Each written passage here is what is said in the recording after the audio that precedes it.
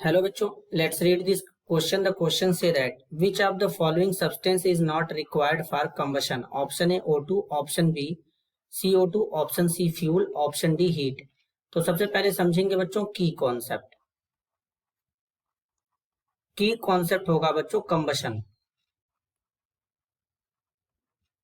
तो सबसे पहले समझेंगे कंबशन होता क्या है। The chemical process in which a substance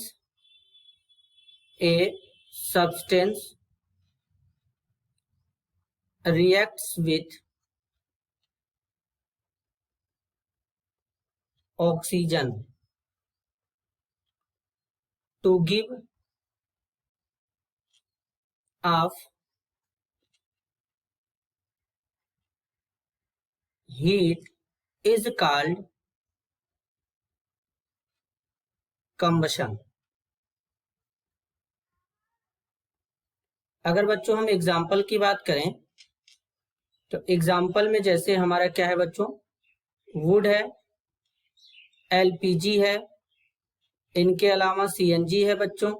LPG का मतलब होता है लिक्विफाइड पेट्रोलियम गैस, सीएनजी का मतलब होता है कंप्रेस्ड नेचुरल गैस।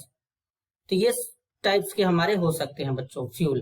तो बेसिकली अगर हम मान लेते हैं कोई फ्यूल में, जैसे बच्चों यहाँ पर मीथेन लेते हैं, अब मीथेन का कंबशन करा रहे हैं, तो कंबशन कराएंगे तो मतलब मीथेन को जलाना पड़ेगा, और जब जलाएंगे तो ऑक्सीजन के प्रेजेंस में ही जलाएंगे, तो मतलब ऑक्सीजन भी रिक्वायर्ड है, मीथेन एक टाइप का फ्यूल हो जाएगा, फ्यूल भी रिक्वायर्ड होगा, और जब जलाएंगे तो हीट भी देंगे बच्चों, तो हीट भी रिक्वायर्ड होगा, और साथ में जब ये बर्न करेगा यानी कंबशन होगा इसका, तो बेसिकली यहाँ पर क्या निकलेगा बच्चों, कार्बन डाइऑक्साइड निकलेगा और साथ में वाटर बनेगा, और फिर यहाँ पे क्या होता है, हीट भी रिलीज होता है बच्चों।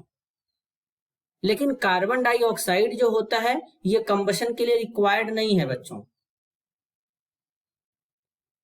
बिना कार्बन डाइऑक्साइड के कंबशन पॉसिबल है, तो इसलिए बेसिकली अगर हम यहाँ पे बात करें तो कंबशन के लिए जो रिक्वायर्ड नहीं है, ऑक्सीजन रिक्वायर्ड होता है, फ्यूल भी रिक्वायर्ड होता है, हीट भी रिक्वायर्ड होता है, तो जो रिक्वायर्ड नहीं है वो है कार्बन डाइऑक्साइड। ऑप्शन बी यहाँ पर करेक्ट हो जाएगा।